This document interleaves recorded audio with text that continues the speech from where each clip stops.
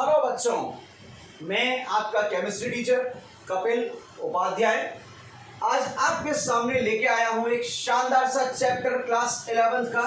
और चैप्टर है बेटा आपका कौन सा? आवर्त सारणी। चैप्टर है आपका आवर्त सारणी। कौन सी सारणी? आवर्त सारणी। और बेटा आवर्त सारणी के बारे में आप क्लास 10th में काफी कुछ पढ़ चुके हैं, तो अब हम समय बर्बाद किए बिना अपने टॉपिक पर आते हैं। और टॉपिक है हमारा आज का परमाणु त्रिज्या या परमाणविक त्रिज्या। परमाणविक त्रिज्या जिसे हम अंग्रेजी में, कौन सी जी में? अंग्रेजी में इसको हम एटॉमिक रेडियस भी बोलते हैं। क्या बोलते हैं? Atomic radius. अब एक बच्चा खड़ा हुआ बोला, सर मेंडलीव तो पढ़ाई नहीं अभी आपने, परमाणु क्रमांक की हमें ट्रिक बताई नहीं कि हलेना की रबड़ी सस्ती फ्री, बेटा मांगे कार स्कूटर बाप राजी। तो बेटा वो चीज हम बाद में देखेंगे, पहले हम इम्पोर्टेंट टॉपिक पे आते हैं। और पहला जो इम्पोर्टेंट टॉपिक है वो है परमाणविक त्रिज्या। तो परमाणविक त्रिज्या के बारे में आप क्लास 10th में डेफिनेशन पढ़ के आए हैं। और डेफिनेशन क्या है? परमाणु के नाभिक, परमाणु के नाभिक तथा बाह्यतम कोश के मध्य की दूरी, के मध्य की दूरी परमाणविक त्रिज्या कहलाती है। क्या बोला था आपने? आपको याद है क्लास 10th में छोटी छोटी क्लास में आपने एक परमाणु का चित्र छापा था जिसके आंतरिक कोश में 2 इलेक्ट्रॉन रखे थे, बाह्यतम कोश में रख दो, हमने यहाँ 4 रख दिया, आप लोगों ने 8 रखे होंगे, 7 रखे होंगे, 6 5 4 3 2 1, 0 तो हो नहीं सकते, 0 होंगे तो बाह्यतम कोश होगा नहीं। अब आपने क्या बोला था? आपने फुटा लिया होगा, पेंसिल ली होगी, यहाँ एक लाइन खींच दी होगी, लाइन खींच दी और फिर बोल दिया होगा नाभिक से बाह्यतम कोश के मध्य की दूरी का आधा परमाणविक त्रिज्या कहलाती है। लेकिन बेटा ये परिभाषा बिल्कुल गलत है। 10वीं तक तो काम चल जाएगा, लेकिन कंपटीशन लेवल पर आकर आपका नीट और जेईई में इससे काम नहीं चलेगा। अब ये परिभाषा गलत क्यों है, हमें ये जानना है। सर ये परिभाषा आपने गलत कैसे बोल दी? हम क्लास 10th में पढ़ के आए, ऐसे कैसे हो गया? तो देखो ये ऐसे हुआ, जो इलेक्ट्रॉन होता है ना वो तरंग प्रकृति प्रदर्शित करता है। कौन सी प्रकृति? तरंग प्रकृति। और तरंग प्रकृति है तो जो आपको ये वाला पाथ है, ये जो आपको वृत्ताकार पथ दिख रहा है ना, ये वृत्ताकार ना होकर तरंगीय पथ होता है। ये कौन सा पथ होगा? तरंगीय पथ। अब तरंगीय प्रकृति प्रदर्शित कर रहा है तो पथ क्या हो गया आपका? तरंगीय। तो यहाँ पर जो इसका पथ होता है, कौन सा पथ बोला था पहले? वृत्तीय, अब हो गया तरंगीय। ये पथ जो होता है वो सुनिश्चित नहीं होता, ये एक निश्चित पथ नहीं होता कि कौन सा होगा, ये पथ सुनिश्चित नहीं होता। और अगर पथ आपका सुनिश्चित नहीं है तो आप उसकी त्रिज्या ज्ञात नहीं कर सकते। कैसे? ये आपने x मान ली, ये y, ये z, ये a। जब वृत्ताकार था ना, जब ये तरंग नहीं थी, वृत्ताकार था, तब तो x y z a बराबर थे। लेकिन पथ जैसे ही तरंगित हो रहा है तो x बराबर नहीं होगा y के, y बराबर नहीं होगा z के, और z बराबर नहीं होगा a के। तो यहाँ हम ये बोल सकते हैं कि एक परमाणु के लिए उसके नाभिक तथा बाह्यतम कोश के मध्य की जो दूरी होती है उसे हम त्रिज्या नहीं कहते। तो एक चीज याद रखना, एक परमाणु जो है, यदि परमाणु मुक्त अथवा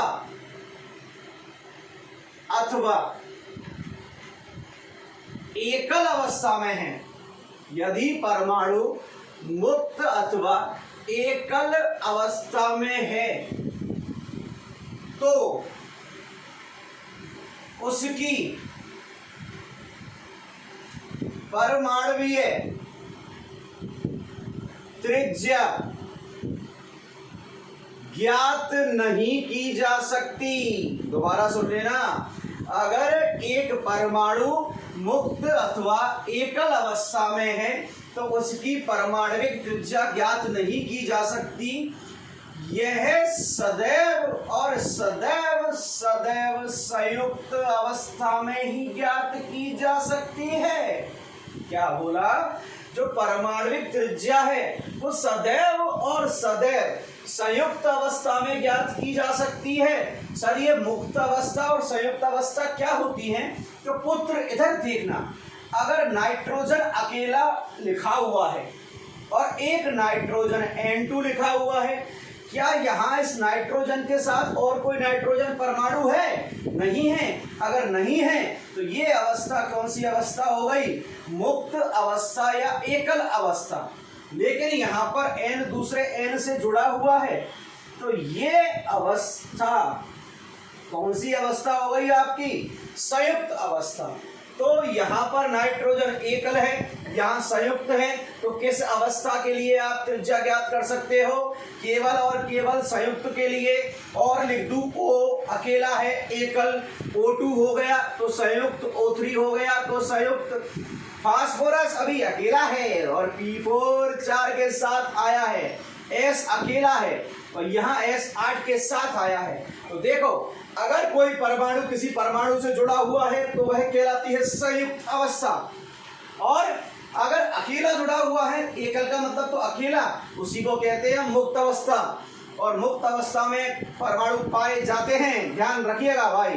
तो यहाँ एक पॉइंट बताया कि हमेशा परमाणुविक त्रिज्या की गणना संयुक्त अवस्था में की जाएगी। यहाँ ट्रिपल स्टार लगा दिया है, तो इस बात को अपने दिमाग में बिठा लीजिएगा।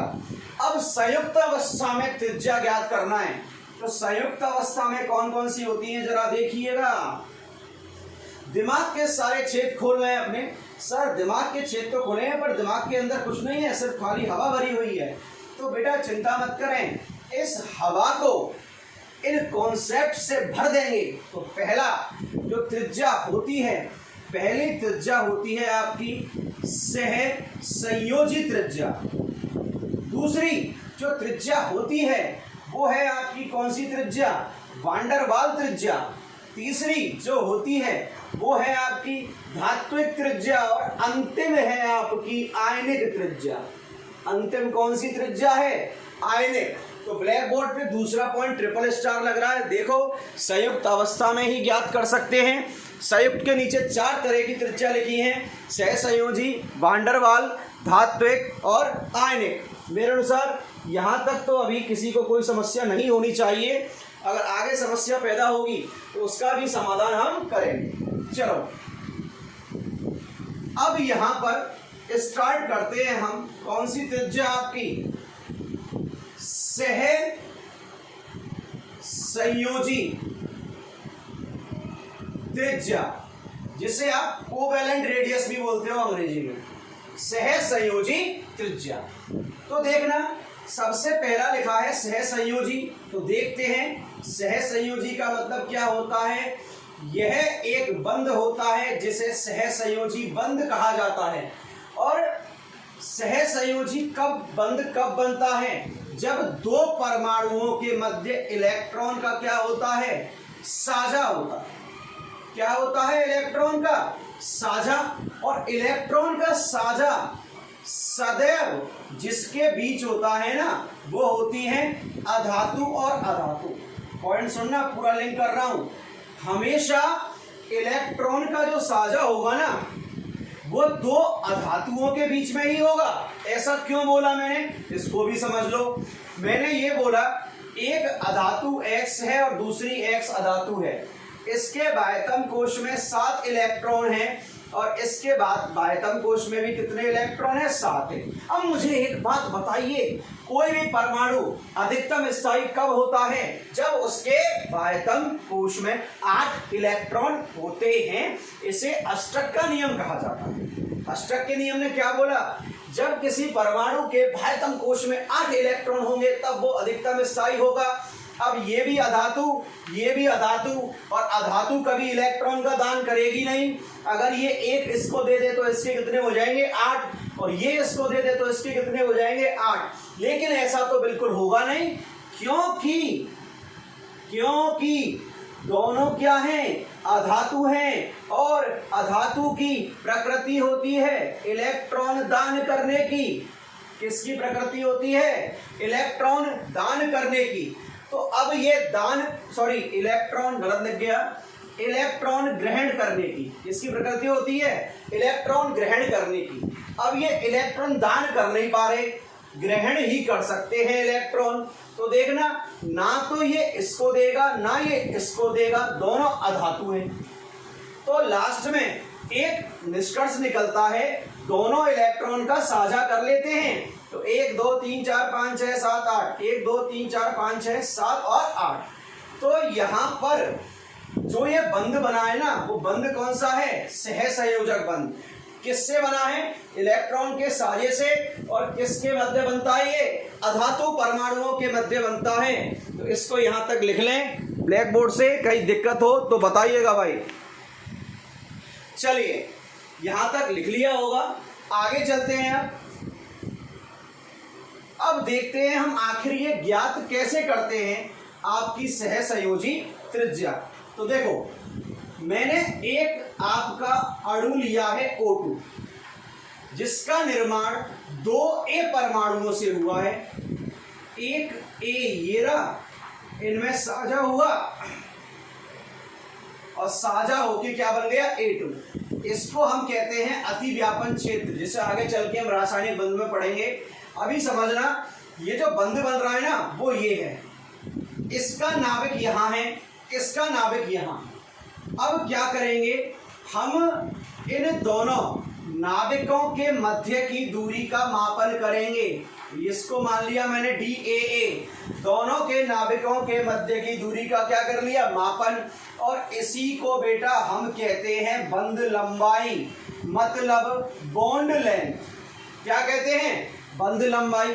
अब मुझे क्या करना है, त्रिज्या निकालनी है। दोनों A हैं, तो त्रिज्या अब बताओ आप क्या होगी। एक बच्चा बोला सर कुछ नहीं है, जो नाभिकों के मध्य की दूरी है उसका क्या कर दो, आधा कर दो।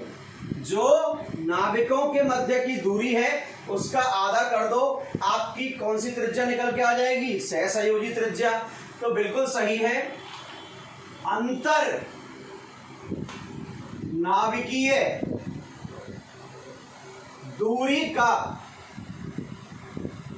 आधा परमाणविक त्रिज्या कहलाती है। इस दूरी का आधा क्या कहलाएगी, परमाणविक त्रिज्या। या दो परमाणुओं के नाभिकों के मध्य की, दो परमाणुओं के नाभिकों के मध्य की दूरी का आधा, मध्य की दूरी का आधा। क्या बोला मैंने, यहां दो परमाणु हैं, इनके नाभिकों के मध्य की दूरी का आधा क्या कहलाता है, सहसंयोजक त्रिज्या। तो कुछ नहीं करना, नाभिकों के मध्य की दूरी लो, उसका आधा कर दो, तो आपको क्या मिल जाएगी यहां से, आपकी सहसंयोजी त्रिज्या। अब देखो यहां, अब तक जो बताया सब भूल जाना, पहले बोल रहा हूं, क्योंकि कंपटीशन में इतना इजी कभी नहीं आता है। आप सोचो सर इतना बच्चों वाला आएगा क्या, ये कभी नहीं आएगा।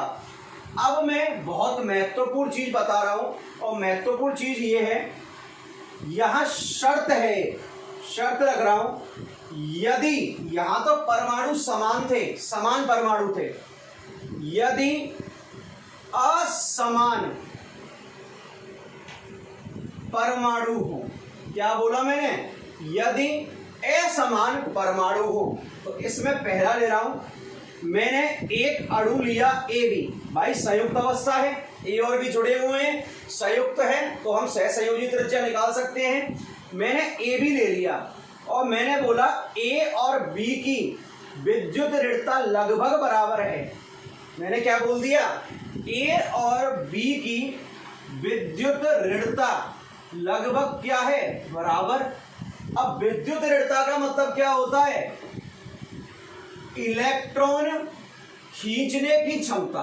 अभी सिर्फ इतना समझना, आगे चल के पूरा समझाऊंगा क्या होता है इलेक्ट्रॉन खींचने की क्षमता। पूरी परिभाषा तो ये होती है किसी परमाणु द्वारा बंद युग्म के इलेक्ट्रॉन को अपनी तरफ आकर्षित करने की क्षमता।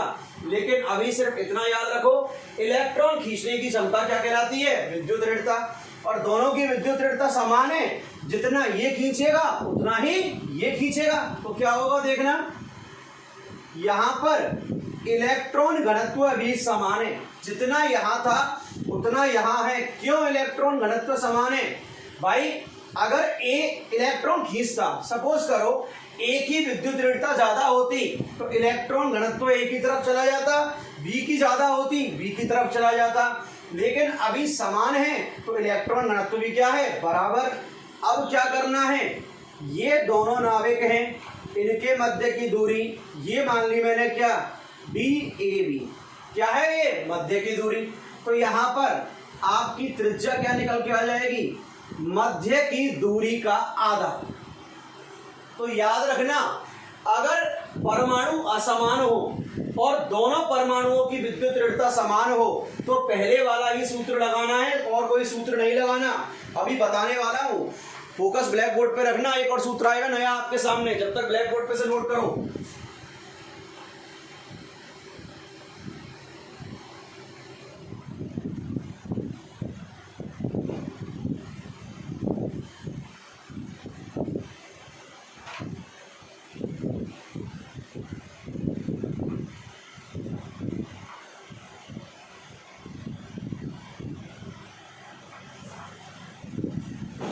मेरे अकॉर्डिंग यहां तक आप लोगों ने नोट कर लिया होगा। चलिए आगे चलते हैं, देखते हैं आगे क्या कहता है हमारा टॉपिक। पहली शर्त पूरी हुई,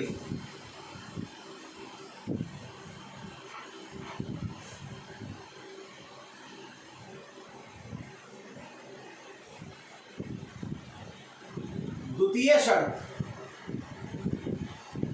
अगर ए की विद्युत ऋणता बी से ज्यादा है। क्या बोला मैंने?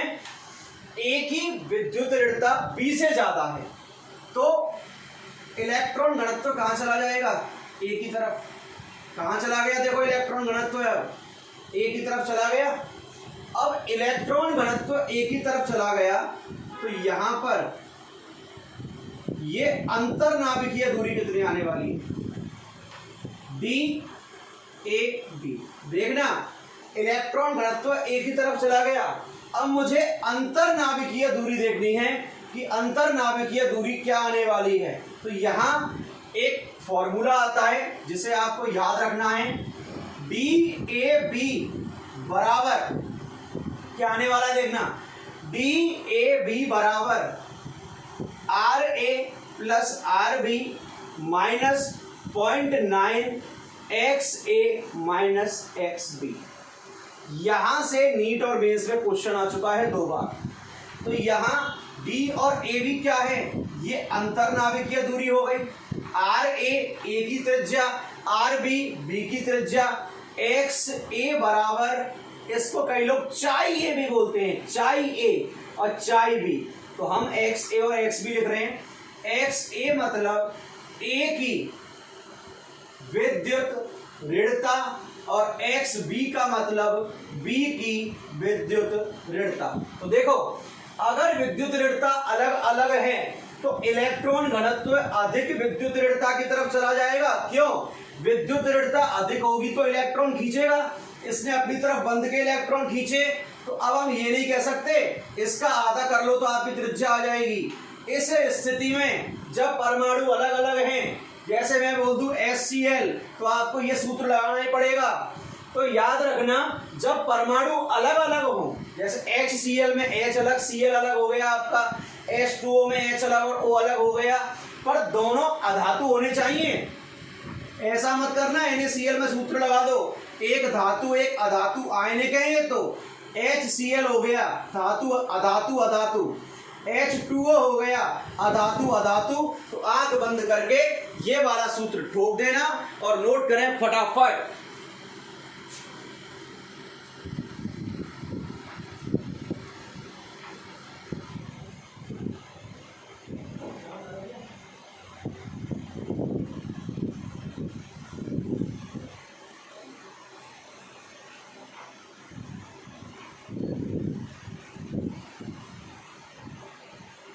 तो देखो यहां एक पॉइंट माइंड में सेट करना। सबसे पहली बात तो सहज संयोजी त्रिज्या आप तभी ज्ञात कर सकते हो जब संयुक्त अवस्था में कौन दिया हो, आपका परमाणु। अगर मुक्त और विलगित अवस्था दी हुई हो या एकल अवस्था दी गई हो तब आप इस कॉन्सेप्ट को कभी भी अप्लाई नहीं कर सकते। उसके बाद आपको देखना है यदि असमान परमाणु हैं, विद्युत ऋणता लगभग बराबर है, तो आपको अंतरनाभिकीय दूरी का आधा करना है। और अगर परमाणु में किसी एक परमाणु की विद्युत ऋणता दूसरे से ज्यादा है तो इस वाले सूत्र को लगाना है, जहां DAV अंतरनाभिकीय दूरी, XA A की विद्युत ऋणता, XB किसकी विद्युत ऋणता हो गई, B की विद्युत ऋणता। चलो अब यहां देखते हैं अगली त्रिज्या जिसे हम कहते हैं वान डेर वाल त्रिज्या, और यह भी महत्वपूर्ण है आपके लिए। दूसरी जो त्रिज्या है ना वो है वान डेर वाल त्रिज्या। कौन सी त्रिज्या, वान डेर वाल त्रिज्या। सर वान डेर वाल की तो आइसक्रीम नहीं आती क्या? बेटा वो बॉडीलाल की आइसक्रीम आती है, वान डेर वाल की नहीं आती है। पहला शब्द ये क्या है, वान डेर वाल बंद है, और ये बंद कहां मिलता है, गैसों के अणुओं के मध्य, गैसों के अणुओं के मध्य, पहला पॉइंट। दूसरा, ये कभी परमाणुओं के मध्य नहीं होता। जैसे A और B परमाणु थे तो सहसंयोजी त्रिज्या निकाल ली, HCl H और Cl परमाणु है तो सहसंयोजी त्रिज्या निकाल ली, H2O में H और O की सहसंयोजी त्रिज्या निकाल ली। यहां पर यह त्रिज्या सदैव अणुओं के लिए ज्ञात की जाती है। याद रखना यहां पर सदैव अणु होंगे, ऐसा नहीं है परमाणु परमाणु, एक A आ गया और एक B आ गया, सर दोनों गैस हैं तो गैस नहीं मिलेंगी ऐसी अवस्था में, संयुक्त या मुक्त अवस्था में। सॉरी, गैस कभी भी आपको मुक्त अवस्था में नहीं मिलेंगी, संयुक्त अवस्था में ही मिलती हैं। तो देखो भाई यहां से अब मैं वान डेर वाल त्रिज्या को समझाने जा रहा हूं, और वान डेर वाल त्रिज्या को बिल्कुल ढंग से समझना, क्योंकि यहाँ कॉन्सेप्ट थोड़ा सा गड़बड़ा जाता है कई बच्चों का। तो गड़बड़ा ऐसे जाता है कि बच्चे अपने लिए दिक्कत पैदा कर लेते हैं। तो समझे भाई वान डेर वाल त्रिज्या क्या है। तो देखना, मैंने एक गैस का अणु ले लिया H2 और दूसरा गैस का अणु लिया मैंने यहां एक और H2। ये गैस है यहां। अब यहां देखो ऐसा नहीं होगा कि कोई बंध बनेगा, यहां बंध नहीं बनता, यहां पर एक अन्योन्य क्रिया होती है। मतलब यहां पर ये दोनों एक दूसरे को आकर्षित करते हैं, मतलब यहां एक आकर्षण बल लगता है।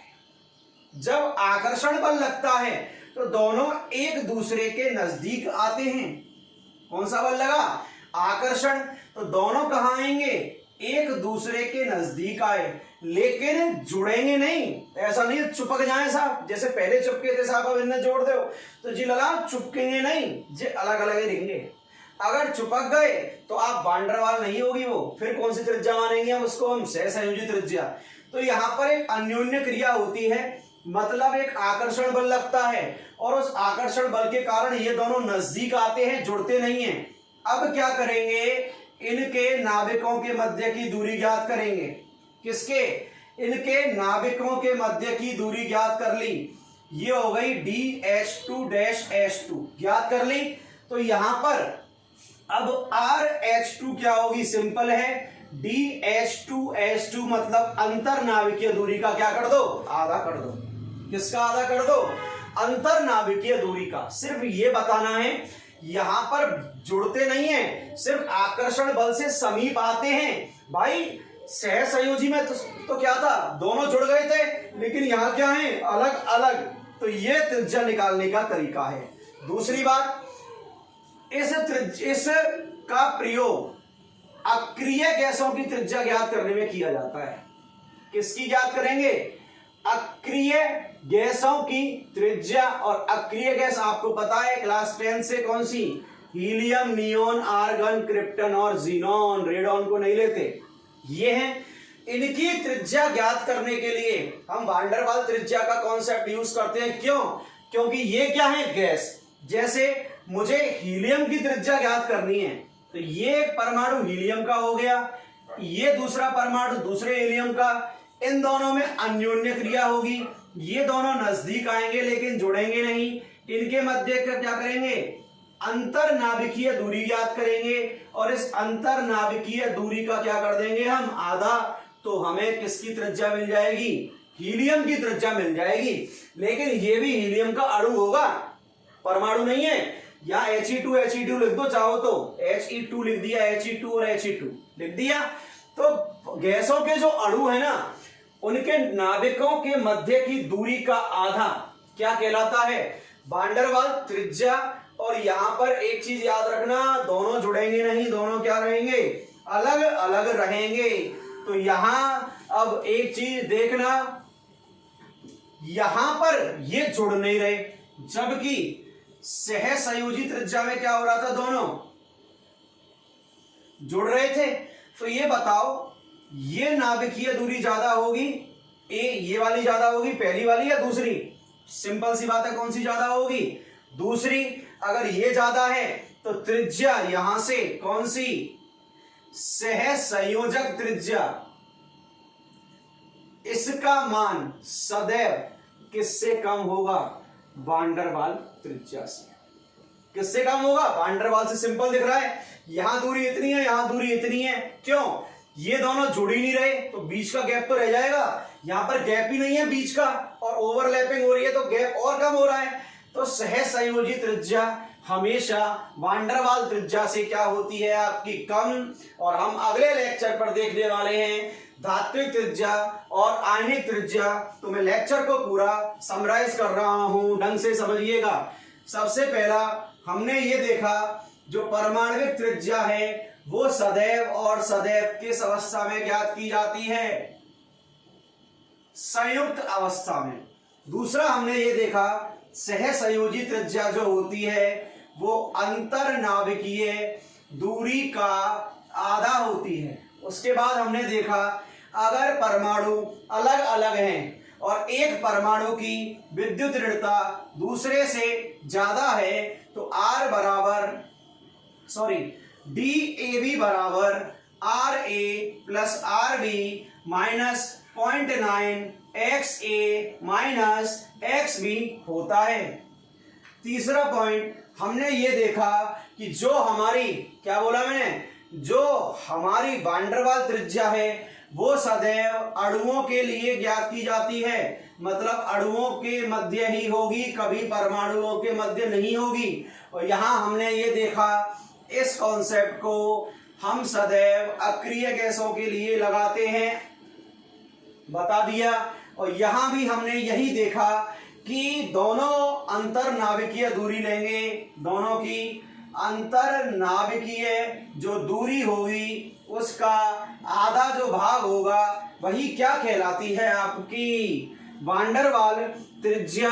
और जो वान डेर वाल बंध होता है वो प्रकृति का सबसे दुर्बलतम बंध होता है। तो चलिए पूर्ण विराम देते हैं आज के लेक्चर को। जब तक हंसते रहें, मुस्कुराते रहें, अपने घरों पर सुरक्षित रहें।